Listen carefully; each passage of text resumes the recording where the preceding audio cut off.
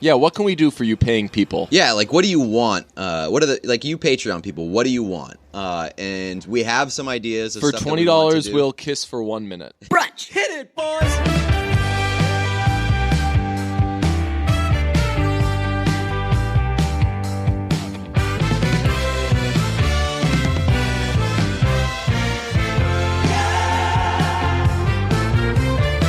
All right, I've got one for you. Give it to me. So, yesterday, at my place of work, somebody said, "Oh, I'm about to go into that break room. There's about a quarter of a donut with my name on it." And I said, "Not so fast, Chief. I just lopped off a fifth of that thing." And then in a moment of silence, a bunch of us were like, "So how much of the donut is remaining?" Pete, how much of the donut was remaining? So you took a fifth of a fourth? Yes. It really Yeah, what the forces you fuck, to man? exercise a muscle you have not even thought about in forever. Like 1/20th. That's my fucking... Let's do so. Do it. I don't- Show your work. God damn it, I don't have a pen. So I did some mental math, and I I'm think very bad at math. I think and my don't- reasoning was right, but pissed that you're putting my me in this math was position. wrong. Oh, really? Yes. Don't you ever put me in this Yeah, fucking don't you position. ever make me do math again. So I passed 11th grade. here's what I was thinking. How did I even get to it? Like, a couple other people got to it immediately, and I was like, I don't think so. And then I took like 3 hours, and I was like, yeah, I think that is it. God, people are going to be so frustrated who actually have brains that listen to this podcast. So, no. they're, Well, they're, the joke's on you because you're not funny. You're good at math. Yes, exactly. So the way I think of it is you've got to get them both to be the same. What's the bottom number in a fraction? The denominator? Is that it's the numerator and the yeah, denominator? right, All right, right, so you yeah. got to get the same denominator. So you got fourths and fifths. Both of those are they both go into 20. So I had the right idea, sort of. Right. So I took 5 25ths away from 20 25ths, right? Yes. No. Fuck. So, fuck. Wait, 20 25ths is... No, that's 3/4. Right. Oh. Shit. Oh, no. I took 5 25ths away...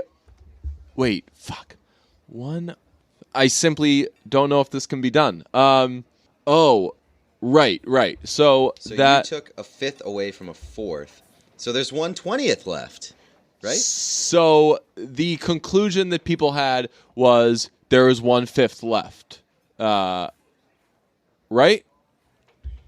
There's 20% left, which is the same as 1/5, right? Wait, so if it took 4... So Are you turning out to be the one that is worse at math here? No, well, now I've even though I knew the problem going in, now I feel like I'm on the spot again. So 5 20ths minus 4 20ths, right? Now there's 1/20th, which is what's that? 5%? That can't be. There's way more than that. I don't know. Somebody let us know. Listen to Brunch. Just tweet at Listen to Brunch or something. Show your work. Yes. Show your work. I'm a big show your work guy in life, not just in math. I really did not expect this episode to get off on a math problem. I actually think that I thought that would be a fun little thing, and I bet that people enjoyed that. I bet people want to kill themselves right, listening I bet to people it. will enjoy telling us that we're wrong, and here's how you do it. And I'm sure that it was very, very painful to listen to. It's But math. This is the it's brunch subjective. experience. Did you see the tweet? It's this their week? opinion. If Yes. whatever, like, tell us what you think it is. Right. The good part about math is that there's no wrong answer. Yes. Did you see the tweet this week that was like the brunch experience, and it was like a a tagged tweet, and it was like listening to a podcast and hearing the host discuss a trivia bit that and they can't figure out is the closest experience to feeling like you're a ghost. Good. And everybody was like, that is the full brunch experience. I like that because that's my favorite thing in the world. If if somebody overhears me talking with somebody and they're like, couldn't help but here, I'm like, you mean you're actively eavesdropping, inserting yourself into this conversation, right? You know what this has nothing to do with? Fucking you. Get out of here. And that's generally my every experience when I go out in public. We did some movies this week. There's also some new music this week. Shouts out The Story So Far. Proper Dose is finally out. This stinks because we've been getting little teases here and there for a while. Well, I got the full album. So now that it's out, so did I, not to brag. Yeah, fuck off. And now that it's out, everyone, similarly to when the Houndmouth album came out, people were like, hey, what do you think of the new Houndmouth album? I'm like, I have no idea. I last listened to it like 2 months ago. I did the cool thing, though, where, remember how we've discussed in the podcast before, where if something leaks, I won't listen to it because I respect the artist too much? Yeah. Apparently, I'll still do that when the artist gives me the album. Oh, really? Because I just didn't listen to it. I didn't listen to the I mean, I really appreciate getting the advance, but I didn't listen to it. And now I'm starting to listen to it now that it's actually out. Nice. Well, the problem is it's now... sort of like you can't talk to anybody about it other than Right. like you or the band. Yeah. So I like to discuss. I have a few like Story So Far fans that I discuss the music with. Yeah? Yeah. Nice. The issue with it coming out now is other albums have come out. Like Christine and the Queens has a new album out that I'm very excited about. And Wolfpack came out with a couple new songs this week. I'm seeing them this weekend. Very excited for that. And I'm like, oh, fuck, yeah. This is... I feel this responsibility to re-get into the new Story So Far stuff, which if you haven't listened to it, is very, very fantastic. It's got what's it called on it? The Out of It, yeah, which we first heard all of us a while ago, but the album's very, very good. There's some good, not necessarily acoustic, partially acoustic songs, and it's very good. I don't know any of the names, haven't listened to it in forever, but it's a great album, and I hope you guys are all excited to listen to it. We had the discussion this week. My friend made me a playlist, and I was listening to it, and there were so many good songs on it, and I was like Googling the artists as I was listening to it, and I was like, fuck, this feels like perfect stuff for the brunch playlist. And I miss the hell out of picking songs for a brunch playlist. I don't miss doing a brunch playlist, and I feel like we need to come to some sort of resolution there because people really like that playlist, and I just simply can't be bothered with it. So it's a real dilemma. And it's the laziest thing in the world because all we have to do for the brunch playlist is like add 3 songs a week. As we're saying our songs, we just both need to write down what the other person did because I have Spotify, you have Apple Music, and we add the songs to both, and it's simply too much trouble. Yes. It feels like so much work. And it stinks because I love when I hear a song that gets me excited, and I'm always excited to tell people about it. And if there are some people out there who like that song and know the artist or similar artists, I feel like it's just like a fun little give and take, and it's very, very good. And I didn't realize that you could track like the number of people that subscribe to a playlist on those platforms. And I was like, I don't even know if anybody listens to our playlist when we did it anyway. Yeah. And you were like, actually, there's like 400 subscribers. And I was like, what the 700. fuck? Really? Yeah. Are you serious? Yeah. Jesus Christ. So because on Spotify, you can follow people, and people follow you, and you have followers and stuff. And as is probably the least surprising thing in the world, I don't fucking say what my Spotify name is or whatever. Right. So like some people have found me, but I don't like do the social media part of Spotify because I can just fucking tell you straight up, I listened to ABBA today. Like, that's what 700 times. Yeah, like you don't need my fucking stats. I got them. If you want them, you can just guess them. But yeah, like when I would tweet out when we would tweet out the link to the brunch playlist, I think people would just click follow because you can follow a playlist. Okay. And there's Spotify is. I've come to find Spotify's a lot better than Apple Music. That's what people say, but I'm too used to Apple Music. I hated Spotify back in the day. It was so buggy, and there was always an issue. And sometimes there's still issues with it, but I find that my bigger issue with Apple Music is the whole you get in your car and it starts playing automatically. That doesn't and bother you wanna, me. Oh God! But it does. But for me, at least in my car, it doesn't play the first song.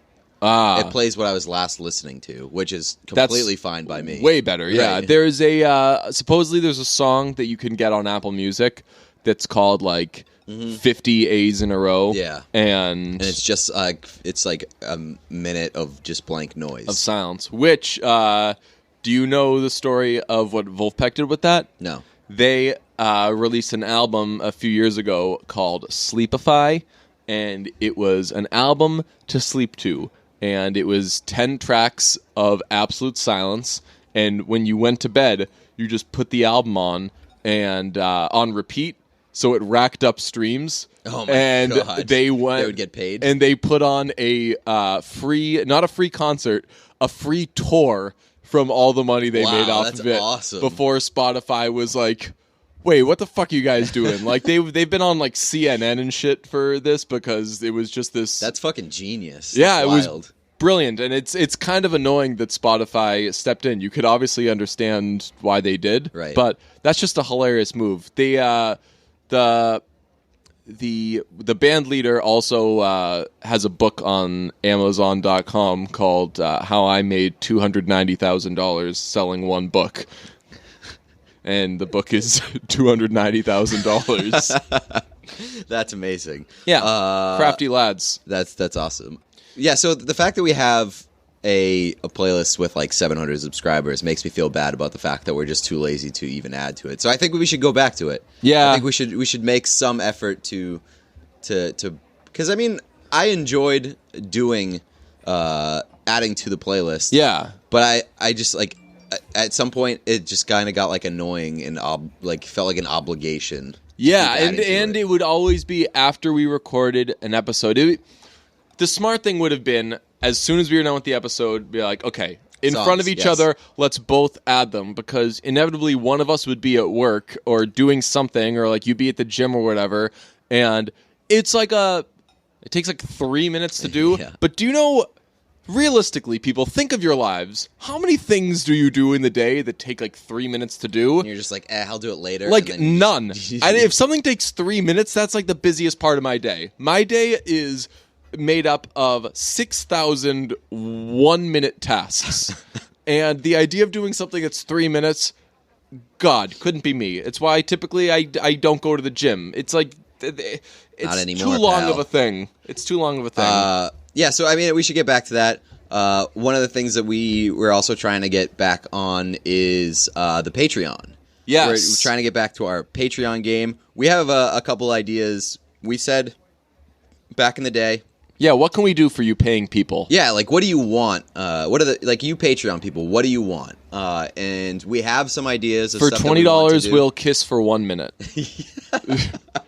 That's what it should be. The Patreon should just be dare us to do shit. Each month we set if we get this much money, we'll do this. So let's do a crossover between Patreon and Kickstarter, where it's okay, if we reach this much, then we'll do this, and if we reach this much, then we'll do that, and it'll be all these crazy things, as long as it takes under 15 seconds. Yes, we should do a 2019 calendar. What's that? We should make a calendar for 2019 where we do a photo shoot of us doing ridiculous things. That wouldn't be bad. Would you be able to pay for it? We've got some ideas for the Patreon. So if you have ideas of what you want, then let us know. Or maybe use them for your own podcast. Right. And if you want to subscribe to the Patreon, we have some stuff coming. www.patreon.com/listenabrunch. Yeah. Do you ever listen to Pamplemousse? No. Have I done this before? No. Patreon was started by a guy named Jack Conti. That's right, yeah. Yeah. They got some heaters. If we add the playlist, I've probably put Pamplemousse on the playlist before. I have listened to him because I remember when I signed up for Patreon, they show you this video, and it's him, and he's doing some weird shit, and I was like, wow, this guy who runs Patreon is a weird-ass dude, and you're like, well, guess what? And then you told me the band, and I went and looked him up on YouTube. Yeah, they're really cool. They're one of those, homemade recording / we shoot all of the tracking of it and we edit it into this cool kind of music video thing. That was really hot in the streets for a while. They did it, then a guy named Ryan Lerman did it, and both of them are really, really cool. If a playlist existed, I would add the song Maybe by the group. I don't know if they're necessarily a group, Woman Believer, and it's this girl Christine Huckle, who has sung on a bunch of stuff I've liked in the past, and I didn't really necessarily know what her deal is. She's got this very breathy, cool kind of voice, and all of her vocal is always produced in a really, really cool way. And she's got a song with this group or thing project that she does called Woman Believer, called Maybe, and it is fucking dope. They've got a 4-song EP. It came out months ago, but I'm way late to it, so check that out. I would also add some stuff from the new Christine and the Queens album, because Christine and the Queens fucking rules. I've only listened to 2 songs so far. I listened to 2 songs on the way here. They are both really cool. And Wolfpack has some new songs. One of them is called Lost My Trouble Long Ago, and it's fucking awesome. It sounds like it could be a Cosby Show theme. Ooh, no problematic. We should start saying no problematic like idiots used to say. No homo. No homo. Yeah. The We Twitter should say account. No problemo. No problemo. Yeah, that's not bad. Have we talked about the Barry McCockiner guy? Yeah. So he tweets like an asshole, and he started a tweet the other day with NH, and I was like, what's NH? And I was racking my brain, and I was like, oh, you fucking loser. Like, I know he's mocking people, but still. Oh, I forgot that people ever said that. I know. Dumbest thing in the world. Very problemo. It's the Michael Scott thing. It's offensive and just fucking lame, Right. So double offensive. I would add stuff from the new Pale Waves album. I've gotten some people on Pale Waves over the past couple weeks, and I have to give a shout out to our guy Ryan. No, it was Jeff. No, Pale Waves? Yeah. No, it was Ryan. At least it was for me. Are you sure? Yeah. Jeff was pumping him hard like a month ago to us. Really? Yeah. Was it me in the group chat? Because I sent it like a month ago in the group chat, and I think Jeff responded saying, I'll check him out. Oh, no, I said I'll check him out. We're gonna get to the bottom of this. Yeah, because like a month ago, Ryan posted one on his Instagram story, and I looked it up, and I was like, shit, this band is fire. And yeah, he gave me like the introduction to Pale Waves, so I got to give it up to Ryan, at least from my perspective, because he's the one who introduced me to Pale Waves. Their new album just came out last week. I don't know why you're taking credit away from Jeff, man. Just let him have it. It wasn't Jeff, man. Jeff also wants to come back on the show, and we should have him on the show. Well, if he gives enough on Patreon, then Fair enough. Maybe he'll get a crack at that. Did you find it out? Did you look it up? Yeah, it was for sure Ryan. Yeah. So there you go. Shout out to Ryan. Lanny came out with some new music this week. Yes. And did you listen to it? No. I love the new single, Thick and Thin. Nice. I bet it's awesome. Lanny is like St. Lucia for me, where every time I hear them, I'm like, yeah, this is dope. I would love this. And I'm always... It's like when... for those who have ever done the dating thing, which neither of us have, but it's like when someone's when you're like, oh, that person seems like a nice person, but I'm not really in the market right now, Yeah. so I'm not really going to give him that much thought. Whenever a song by Lanny or St. Lucia comes out, I'm like, I'm pretty bogged down right now with some other music. You seem great, but it can't happen. Sorry. Or it's just like when you meet somebody and you're like, I like this person. We should hang out more. Like you sort of mean it, but you know in the back of your mind, you're not going to fucking shout hang out this with them. dude Devin. He's like friends with some of my friends, and every time we hang out, we're like, hey, you know who are friends? Us two.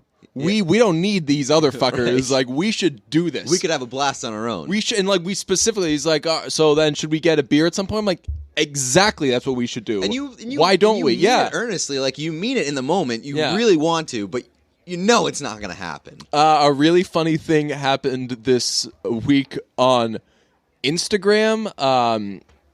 A former handlebar instructor who now teaches at Soul Cycle in Miami posted. She likes cocaine, huh? She was posting cocaine.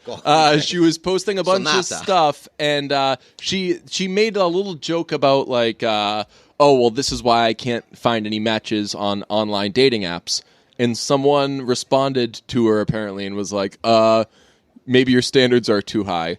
And she posted that and she was like, rude. If anyone knows me, my standards are not too high. I'll date like anyone who I find interesting.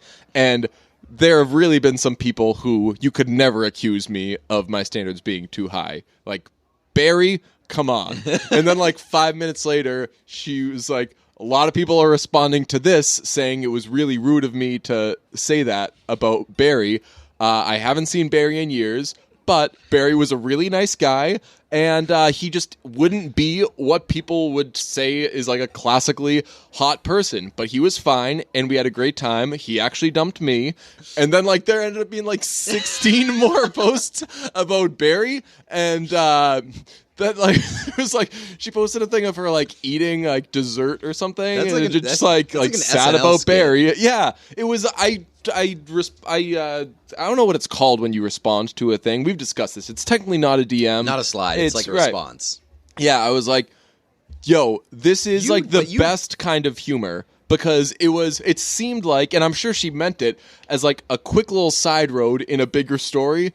And then, nope, because it was going to be like a 3-piece story, and this was, say, part 2 of the 3-piece story, and that led to 60 more pieces just about this little thing. It's like exactly my kind of humor. It's like an episode of Brunch. Yes. It's like we want to discuss something, we just start to discuss it, and then we get totally sidetracked on something else, and then the episode becomes about that. Yeah, so shout out to Natasha, because that shit was fucking hilarious. There were parts where I thought it was done, because at one point he like requested to follow her or something, and I was like, oh man, this was hilarious. And then there was like 10 more parts. Unbelievable. I think she actually posted.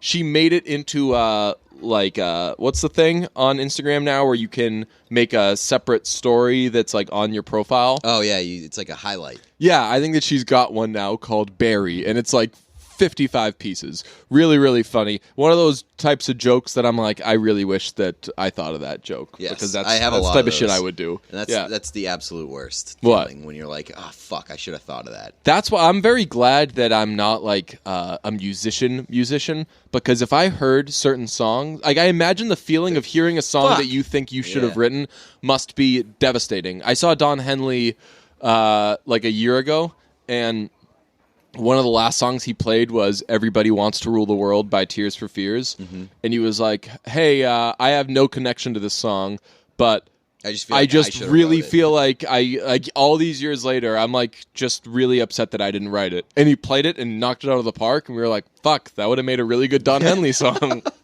So this week, we actually, was it last week? No, it was this week, I think. We saw A Simple Favor. Yeah. I saw it last week. You saw it this week. Yeah. I think that's how that worked. Pretty pissed, because I really wanted to be... I thought that I was going to drive the Simple Favor wagon, and you got to it before I did, and now I feel like I'm just fucking piggybacking on your movie, so go ahead. No, it's fine. Also, I should mention at the top here that we're heading into, like, prime... Oh, yeah. Prime movie season. Not prime movie season, but...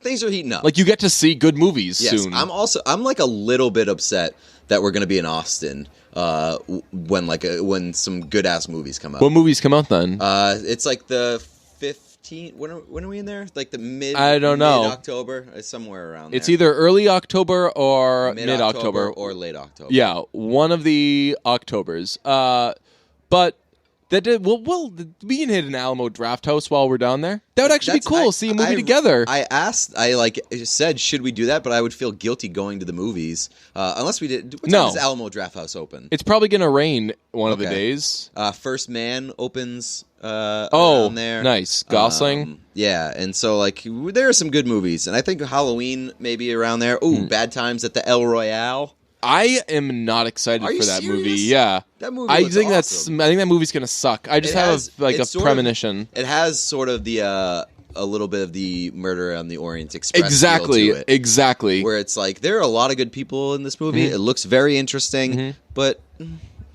I don't know.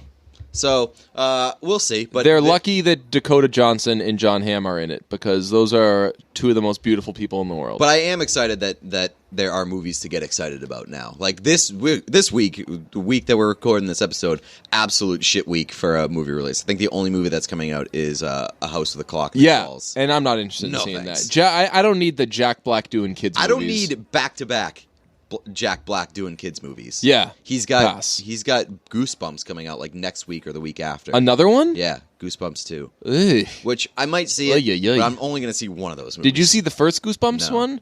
Oh, I heard yeah. it was okay. It looked exactly like Jumanji, Yeah, that's true. and they just made another Jumanji. So Ridiculous. So A Simple Favor Mm-hmm. with Anna Kendrick and Blake Lively. Yes, and Henry Goulding. Who's that? The guy, guy. from Crazy Rich Asians, That guy's on the come up. Yeah, He was good in this, and he was really good in Crazy Rich Asians. I really like this movie. so did I. I thought it liked it a was. lot. I had one big issue with it. It won't be a surprising issue, but I thought that Blake Lively was unbelievable. Which, like, I've seen Blake Lively. She had a small role, but like she was really good in The Town. So she's had some like Her accent was really bad. she's had some good acting performances, and I think that people who come from like television, there's always like a little skepticism of like, 'cause she was on oh, Gossip Girl. I don't think anyone knows. Okay. But yeah, like she was in a stupid popcorn flick, the Accepted, you know. Yeah. So Like, you're like you can't tell if she's not those like are a heralded actress, right. Like you can't tell if they're good actors or actresses, and. She's fucking awesome because I thought that she was great unbelievable in this. movie, Yeah, and she looked great. Her like if I would put them up for like best costume design. my first note of the movie is fashion in all caps with a million exclamation Yeah. points because all of it was great. Anna Kendrick's like style and fashion was awesome in it. Overall, the movie was like very twisty, which was cool. You didn't necessarily see each twist coming, which was exciting. My biggest issue was as the movie was going on, I was holding it in higher regard of like, oh, this is legit. Oh, this is a good movie. This might be the best movie I've seen all year. Oh my god, what is this? Mamma Mia 3 I'm watching right now? This is so good. And then fucking they have Anna Kendrick do white girl in the car rapping yeah, scene. that was a little much. And that was one of my notes. It sucks to say because everybody likes her more than I like her, but one of my notes is 2 hours of Anna Kendrick, a little much. I like her, and I didn't like feel like I was too overexposed by Anna Kendrick in this movie, but the definite rapping in the car scene was a little much for me. There were a few points in this movie that I felt like they went a little overboard with the silliness. I was liking her a lot because she was playing her typecast typical Anna Kendrick role, but it worked in that movie. It was like instead of Like it was let's exactly make a what that movie around character an was awkward supposed to person, be. right? They didn't shoehorn Anna Kendrick in. Exactly. Like instead of let's make a movie about this awkward person, which is what every Anna Kendrick role has ever been. It's been like, let's have a mystery where the person who's trying to solve it is maybe a little awkward, and that added to kind of the dark comedy elements. So it worked. And it also worked because Blake Lively here is like the coolest Yeah. fucking like coldest. yes, Yeah. coolest, coldest hippest. Her fashion was fucking just a unbelievable. bad She was motherfucker, cutting edge. Yeah, just like this very, very badass person. And then you have on the opposite end, you have Anna Kendrick, who is really none of those things. Clueless, naive, has secrets, which the secrets element of the movie was really cool. Like the whole thing, like I think I only saw one trailer, and I intentionally did the Get Out thing. Very bad job of promoting this movie. I think it's because they didn't want you to know or think anything going in, and that's what I thought going. I just knew that it was about someone who disappeared, and they kept saying things like "it's not what you think" and shit like that. And I thought that it was maybe going to be sort of a smaller project because of the fact that it didn't get promotion. But it's a Paul Feig film. Like that guy, Thomas Anderson. Yes, Paul Thomas. No, it was Paul Feig or whatever his name is. It had a dinky budget. Really? Yeah, it was $20 million. He's like a big time director, so it wasn't like a small time thing. So I liked it. I felt like it sort of suffered from a bit of an identity crisis at points in the movie. Like it was a thriller at points. It was definitely a comedy at points, and I just feel like a lot of the movie was me trying to figure out what exactly this was. And I guess I don't have an overall problem with it because it was sort of like a dark comedy thriller sort of hybrid. But I feel like at certain points they went the silly route that sort of cheapened. Yeah, definitely. That was sort of cheapened like biggest issue with it. The suspense and the thrillerness of it. It's funny that you said you couldn't necessarily tell what it was doing at points because one of my notes is Gilligan-esque montages. There were a lot of those. There were a lot of like, what's going on here? Where you go? Oh, I'm starting to see what the. Oh, okay. So I thought that those were cool. There's like.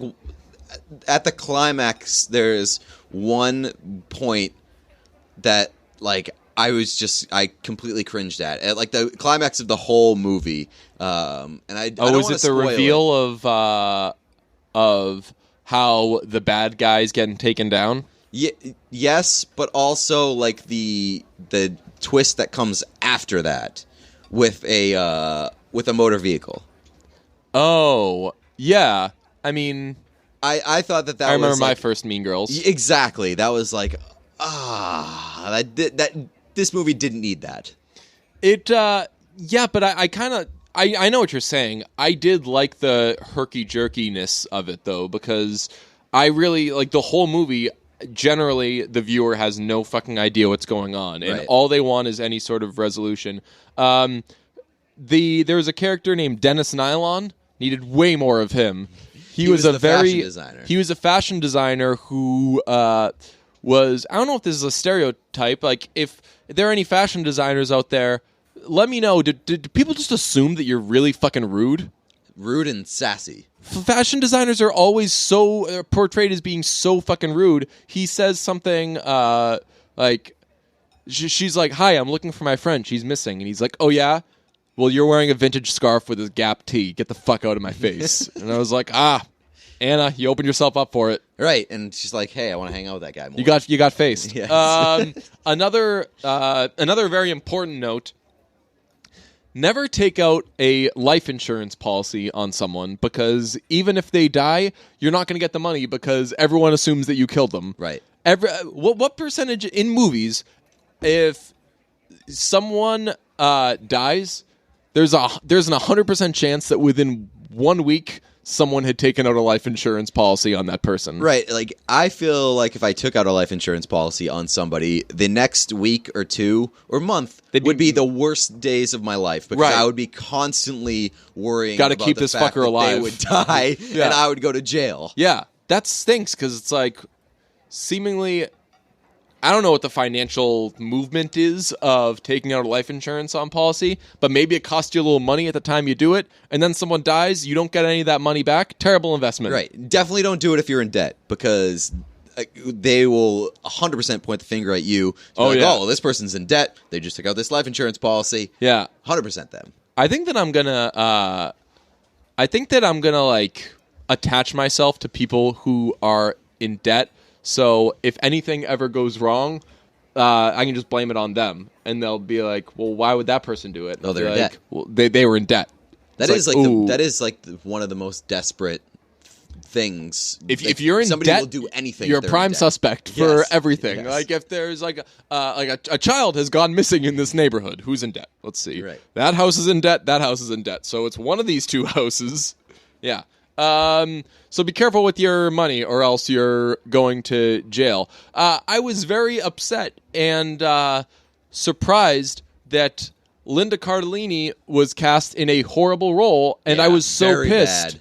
Very bad. And like they teased her at the beginning of the movie as She like was one of early the on in big the credits. names. Yeah. And But there's only a few people in it. It's no, I know, but like once you tease that, you got to deliver a Linda Cardellini experience. Yeah. And this one did not deliver. She played like a weird role as like this artsy sort of gothic person, and Yeah. it just did not fit her mold at all. Yeah, it was and like she didn't play it well either. No. It was That's what I'm saying. It didn't fit her. I feel like Linda Cardellini is sort of not the best actress, where she has a limited range. can't stop looking at her. I know. She didn't appear to be worried at all in this movie, which is a bad start for Linda Cardellini. Gotta Right. play a character where she looks worried. Yeah, like Anna Kendrick shows up and she's like, "Hey, I'm trying to figure out this mystery," and she should have been like, "Why? Yeah. Wait, Are you went you- missing? Are we in You trouble? went missing? I just took out a Don't life insurance Get out of policy on here! her. Get out of here! You can't be here right now. Like that'd be good. Like a lot of like, you can't be here right Right. now. That's what it should have been. But the other people in it had an interesting Supporting group cast? of other parents, because it's about parents at a school. That Aparna, is that her name? Yes. Aparna She's a big Twitter folk. Nancherla. Oh, is she? Yeah. Ugh. So out on her. Yeah. No, like when the dude from Girls. Yeah, I don't know that guy, but I think that he's funny. He's funny and he's very handsome, and I'm always happy to see him.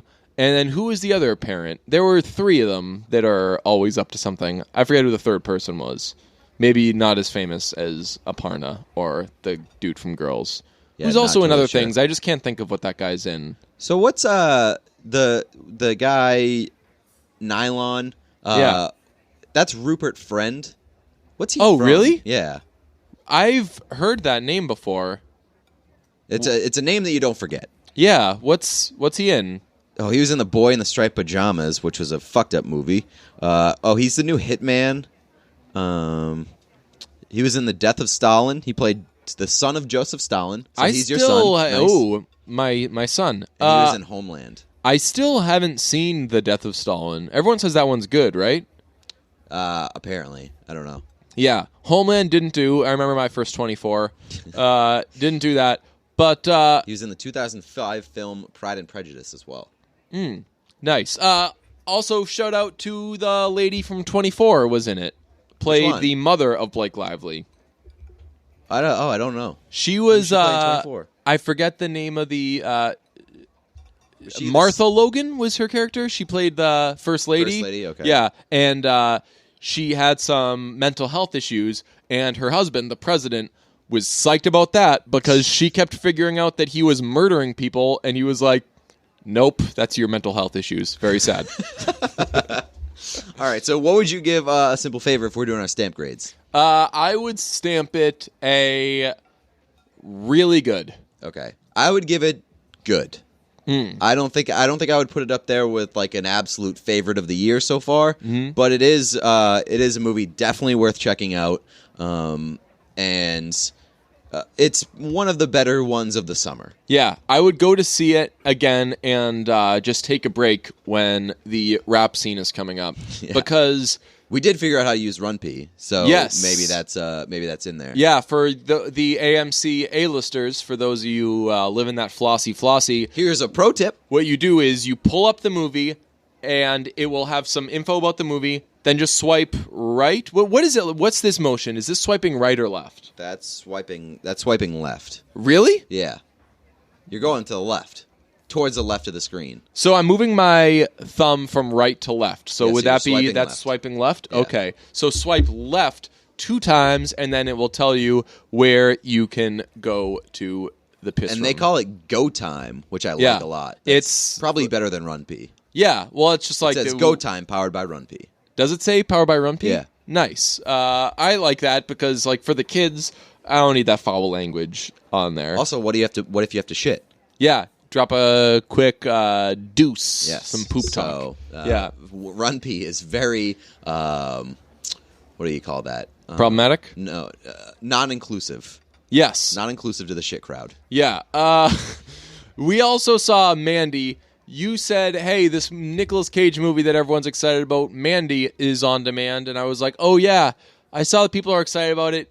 God tell you, I just don't want to see it. And sometimes you know that something's good and you're like, okay, but I'm just not going to do that. And you saw it, and I was like, okay, fine, I'll see it. And I saw it.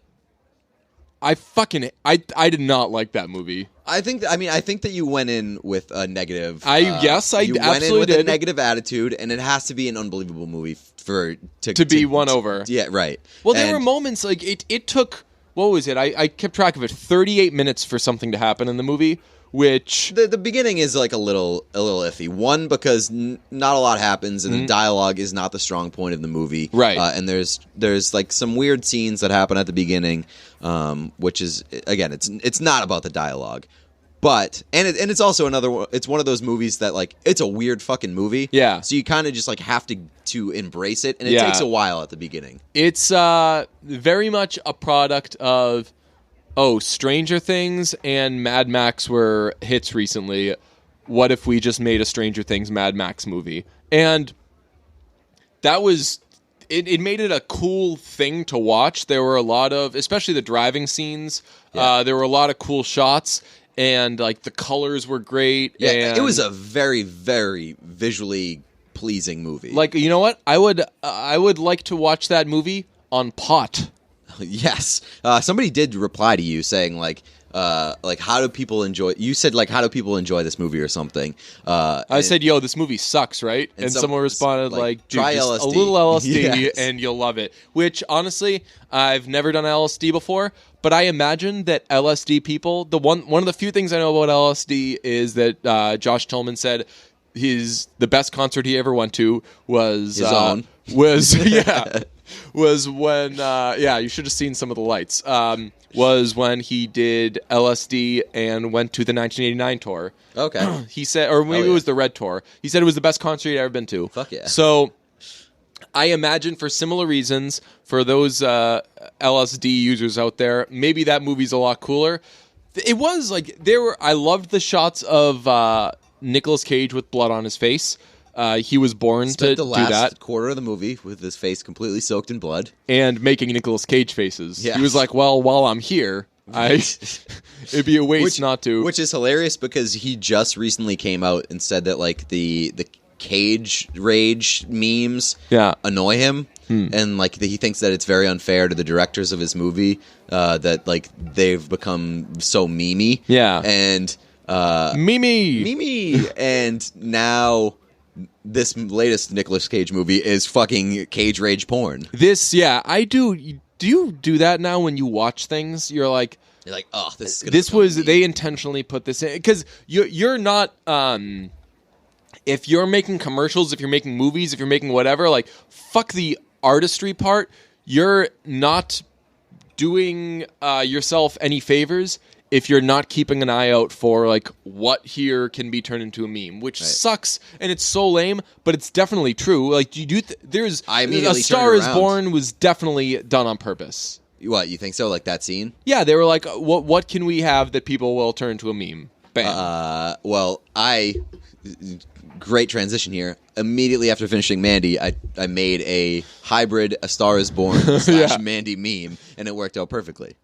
That was pretty good. Gotta pat myself on the back for that. A lot of blood on the face. Yes. It went from Nicolas Cage just having blood in his face to Nicolas Cage making the Nicolas Cage face. Yes. So, it takes a little while to get started here, but I really, really enjoyed the fucked upness of this movie. Like, it is one of those movies. I think the best way that I could describe it is it's a great movie to watch with other people because there are some absolutely ridiculous things that happen. Yeah, there could be like, laughs. Yes, there could be laughs. It's just like a very enjoyable popcorn action movie. Yeah, I wish I saw it in theaters. Yes, 100%.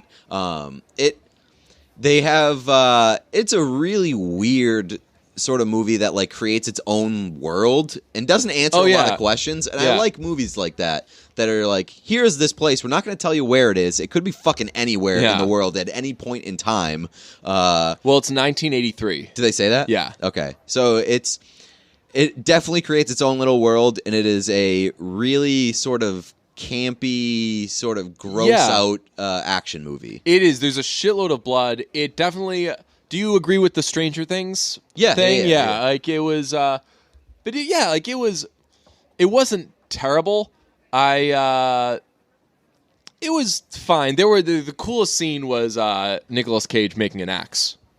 That was a good scene. Yeah. I don't know. There are a couple scenes that I would point out that are fucking unbelievable. I thought that the inside the house scene was great when the guy's watching porn. Oh yeah, and then he ends up fighting that guy. I also really. There's a Louis C.K. scene. What do you mean? Which is not good. Which one's it's about that? a cult. They abduct this girl, and the cult leader. They're all sitting around. The cult leader goes up to the girl, drops his robe. Maybe the worst penis I've ever seen in my life. Oh, it was the trashiest dick in the world. Terrible penis.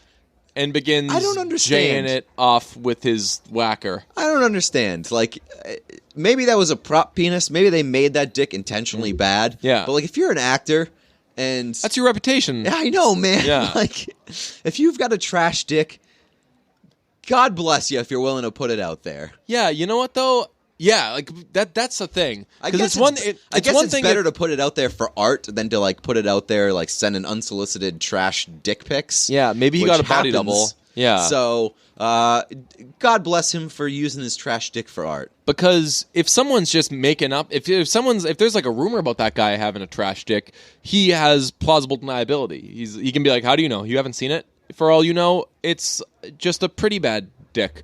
And that guy could have been going through life telling people, no, it's just pretty bad. But there's visual evidence that it's trash. Garbage. And he's not helping himself out either, by the way. Like he could manscape a little bit. Right, bit. I was going to say, make a little maximize the best illusion of a bad situation. Yeah, it was not good. The visuals were docked a full letter grade there. If we were still doing our reviews, how did everybody look? We'd have to knock this one down a full point. Well, Cage looked great. I liked Cage as a bearded, kind of sloppy guy. In the one... I honestly thought that he was great in this movie. Yeah, so do I.